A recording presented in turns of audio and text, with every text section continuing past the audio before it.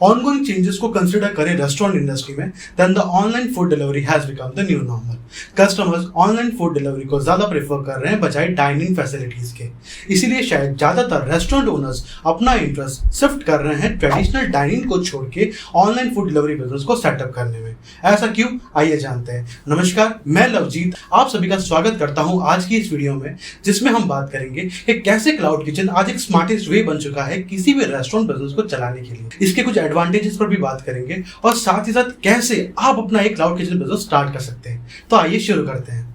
अब पहले ये समझ लेते हैं कि आखिर ये क्लाउड किचन बिजनेस होता क्या है। तो क्लाउड किचन एक डिलीवरी ओनली रेस्टोरेंट होता है जो एंटायरली ऑनलाइन ऑर्डर्स पर डिपेंडेंट रहता है, चाहे वो फूड एग्रीगेटर्स लाइक स्विगी और जोमेटो हो या फिर ऑर्डर इनेबल वेबसाइट या मोबाइल ऐप, इन्हीं के थ्रू ये एंटायरली वर्क करते हैं। बिकॉज किसी भी रेस्टोरेंट बिजनेस को स्टार्ट करने के लिए फर्स्ट ऑफ ऑल आपको एक अच्छी प्राइम लोकेशन चाहिए, एंड लोकेशन ढूंढने के बाद भी आपको दो एस्पेक्ट से वर्क करना होता है। पहला है ओपेक्स एंड सेकंड है कैपेक्स। अगर हम ओपेक्स की बात करें तो इसका मतलब होता है ऑपरेशनल एक्सपेंडिचर। इसका मतलब क्या होता है? इसका मतलब ये होता है कि आपको अच्छी एक लोकेशन के लिए अच्छा रेंट देना पड़ेगा, आपको स्टाफ हायर करना पड़ेगा और लोकेशन का मेंटेनेंस भी बहुत ज्यादा होता है। और अगर हम कैपेक्स की बात करें तो कैपेक्स का मतलब होता है कैपिटल एक्सपेंडिचर। इसका मतलब ये होता है कि कस्टमर्स को अट्रैक्ट करने के लिए आपको इंटीरियर अच्छा डेकोरेट करना पड़ेगा, अच्छी टेबल्स एंड चेयर्स को लाना पड़ेगा, एंड और भी बहुत सारे एक्सपेंसेस होते हैं जो आपको करने पड़ते हैं। एंड ये सब करने के बाद भी कोई भी श्योरिटी नहीं है कि कस्टमर्स को आपका रेस्टोरेंट पसंद आए। लेकिन अब ये जो क्लाउड किचन का सेटअप है, ये रेस्टोरेंट्स को एक फ्लेक्सिबिलिटी दे देता है to start more than one brand using the same kitchen infrastructures. For example, अगर हम रेबल फूड्स की बात करें तो रेबल फूड्स के 400 से ज्यादा किचन, जिनके थ्रू वो 4000 से ज्यादा इंटरनेट चेन रेस्टोरेंट्स को ऑपरेट कर रहा है। अगर रेबल फूड की शुरुआत की बात करें तो इनकी शुरुआत 2003 में कैलोल बैनर्जी एंड जयदीप बर्मन के थ्रू हुई थी फासूस के साथ में। पुणे में काफी स्मॉल स्केल पे स्टार्ट करने के बाद 2009 के बाद इन्होंने स्केल इन पर फोकस किया। ये दोनों ही काफी विजनरी लीडर्स थे। इन्होंने देखा कि जो QSR बिजनेस है ये काफी तेजी से ग्रो कर रहा है और बाहर के भी काफी सारे रेस्टोरेंट चेन्स इंडिया में आकर काफी अच्छा बिजनेस कर रहे हैं और ये ऑनलाइन पर भी फोकस करते हैं। तो उन्होंने सोचा क्यों ना हम भी यही बिजनेस स्टार्ट करें, और इसी तरीके से मिल इन अ रोल यानी फासूस की शुरुआत हुई। और कुछ दिन करने के बाद भी उन्होंने देखा कि ये हार्डली कुछ प्रॉफिट अर्न कर पा रहे हैं, और जिन्होंने जब डीपली रिसर्च किया तो इन्हें पता चला कि इनके जो रेंट एक्सपेंस है इन्हें बहुत ज़्यादा लग रहा है। क्योंकि जो QSR बिजनेस होता है वो एक प्राइम लोकेशन पे होता है जहाँ पे कस्टमर्स आते जाते रहें, और प्राइम लोकेशन का रेंट काफ़ी हाई होता है। इन्होंने सोचा क्यों ना अपने कस्टमर के साथ में सर्वे किया जाए, और सर्वे करने के बाद में वो लोग ये जान के शॉक हो गए कि उनके जो 70% से ज़्यादा के कस्टमर्स थे उन्होंने ना कभी फासूस को देखा है ना वहाँ कभी बैठ के खाना खाया है। इनके 70% से ज़्यादा के ऑर्डर्स ऑनलाइन ही आया करते थे। और तब इन्होंने डिसाइड किया कि ये एंटायरली ऑनलाइन पर ही डिपेंडेंट रहेंगे। तब उन्होंने फार्म हाउस से शुरुआत करके आज रेबल फूड एक यूनिकॉर्न कंपनी बन चुकी है। जितनी भी बड़ी कंपनीज हैं उनको आज इंटरनेट कंपनीज रिप्लेस कर रही है। जैसे रिटेल इंडस्ट्री को अमेजोन ने किया, एंटरटेनमेंट इंडस्ट्री को नेटफ्लिक्स ने किया, ट्रैवल इंडस्ट्री को उबर ने किया।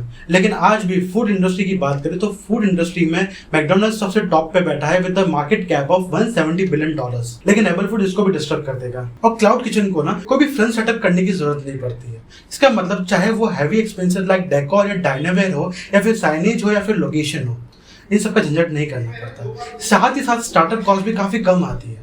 एंड अगर आप किचन को लीज पे भी लेना चाहें तो कोई कमिटमेंट्स नहीं करनी पड़ती, नहीं ज्यादा कंस्ट्रक्शन करवाना पड़ता है। इसका मतलब आप कुछ ही वीक्स में अपने बिजनेस को स्टार्ट कर सकते हो। अब अगर हम हमारे दूसरे पॉइंट की बात करें तो वह है low overhead and high profit margins. अब जो ट्रेडिशनल बिजनेस है वो स्ट्रगल करता है टू रिमेन प्रॉफिटेबल बिकॉज वो फंसे रहते हैं high labour cost, service staff, property taxes के अंदर, जो कि क्लाउड किचन को डील नहीं करना पड़ता। अगर हम क्लाउड किचन की बात करें तो क्लाउड किचन में ऑन डिमांड लेबर वर्क करती है, जैसे शेफ के साथ में 2 स्टाफ हो गया। इसी तरीके से वो हाई प्रॉफिट मार्जिन्स को अचीव कर पाते हैं। Web based online ordering system cloud kitchen को मेन्यू सेटअप करने की फ्लेक्सिबिलिटी दे देता है ताकि वो प्राइसेस को अप डाउन कर सके, प्रोडक्ट को डिस्कार्ड कर सके या फिर ऐड ऑन कर सके, और कस्टमर्स का फीडबैक लेते हुए अपने प्रोडक्ट को चेंजेस कर सके। इस तरीके से हम फूड वेस्टेज को भी बचा सकते हैं। अब आइए उन पॉइंट्स पे बात कर लेते हैं कि कैसे आप अपना एक क्लाउड किचन बिजनेस स्टार्ट कर सकते हो। तो क्लाउड किचन बिजनेस स्टार्ट करने के लिए फर्स्ट ऑफ ऑल आपको कोई भी प्राइम लोकेशन की जरूरत नहीं है, कोई भी हैवी स्टाफ रखने की जरूरत नहीं है, और कोई भी ज्यादा एक्सपेंसेस करने की जरूरत नहीं है। आप काफी लो इन्वेस्टमेंट में भी अपने बिजनेस को स्टार्ट कर सकते हो। नॉर्मली जो रेस्टोरेंट्स के जो प्रॉफिट होते हैं वो 15 से 20% होते हैं। वही अगर हम क्लाउड किचन की बात करें तो क्लाउड किचन के जो प्रॉफिट्स होते हैं वो 35 to 40% तक चले जाते हैं। इसका मतलब रिस्क कम, इन्वेस्टमेंट उससे भी कम और प्रॉफिट ज्यादा से ज्यादा। अब अगर हम कॉस्ट की बात करें कि किस पे कितना खर्च होता है, तो 7 से 8 चीजें इन पर डिस्कस कर लेते हैं। पहले पॉइंट की बात करें तो वो है हाइजीन एंड सैनिटाइजेशन। अब इस चीज पर फोकस करना बहुत ही इंपॉर्टेंट है, वरना आप दूसरे पॉइंट पे फंस जाओगे जो है लाइसेंसेस। अब कुछ लाइसेंसेस के बारे में बात करें तो सबसे पहला आता है FSSAI यानी food safety and standard authority of India. ये आपको अराउंड पड़ेगा 7,500 के आसपास। अगर दूसरे लाइसेंस की बात करें तो वो है TIN नंबर यानी टैक्स आइडेंटिफिकेशन नंबर। फिर आता है GST number, fire licence, municipal health licence, और इस तरीके से बहुत सारे होते हैं और कुछ फ्री होते हैं और कुछ पेड लाइसेंसेस होते हैं। फिर आता है ऑनलाइन फूड ऑर्डरिंग सिस्टम। ये आपको पूरा सेटअप करना पड़ेगा और इसकी कॉस्ट आपको अराउंड पड़ेगी 50,000। यानी काफी इंपॉर्टेंट पॉइंट है, बिकॉज कोई भी कस्टमर आपके रेस्टोरेंट में बैठ के खाना नहीं खाने वाला है। आपके जितने भी ऑर्डर्स हैं वो ऑनलाइन ही आएंगे। इसके लिए आपको एक अच्छी सी वेबसाइट या ऐप को डेवलप करना पड़ेगा ताकि आप ऑर्डर्स को एक्सेप्ट कर सको। ये एक ऐसी वेबसाइट होगी जिसमें आप देख सको कि कितने ऑर्डर्स आए हैं, कितने ऑर्डर्स जा चुके हैं, कितने ऑर्डर्स पेंडिंग हैं। और आप साथ साथ food aggregators like Swiggy and Zomato के साथ भी टाई अप कर सकते हो, लेकिन ये भी one time integration fees charge करते हैं आपसे, और उसमें भी आप ट्रैक कर सकते हो अपने ऑर्डर्स को। लेकिन ये भी इतना भी इजी नहीं है, बिकॉज ये जो फूड एग्रीगेटर्स होते हैं ये आपके रेवेन्यू का 30 to 40% तक का चार्ज करते हैं। और साथ ही साथ जो किचन के इक्विपमेंट्स हो गए, पैकेजिंग हो गई, या फिर इसकी जो ग्रोसरी हो गई, इसके भी खर्चा काफी ज्यादा होता है। अगर किचन इक्विपमेंट्स की बात करें तो वो अराउंड आपको पड़ेगी 2 से 3 लाख के आसपास। उसके बाद में अगर ग्रोसरी की बात करें तो डेली के अगर 3,000 भी माने तो महीने का होता है 1 लाख रुपए। एंड फिर कुछ मिसलेनियस एक्सपेंसेस भी हो सकते हैं, जैसे वाईफाई हो गया, फोन हो गया। तो इस तरीके से आप भी अपने क्लाउड किचन बिजनेस को 5 लाख से कम इन्वेस्टमेंट में भी स्टार्ट कर सकते हैं। इस वीडियो को लाइक करें, शेयर करें और कमेंट करें, और हमें बताएं कि और किन टॉपिक्स पे आप वीडियो देखना चाहते हैं। इस वीडियो को देखने के लिए बहुत बहुत धन्यवाद।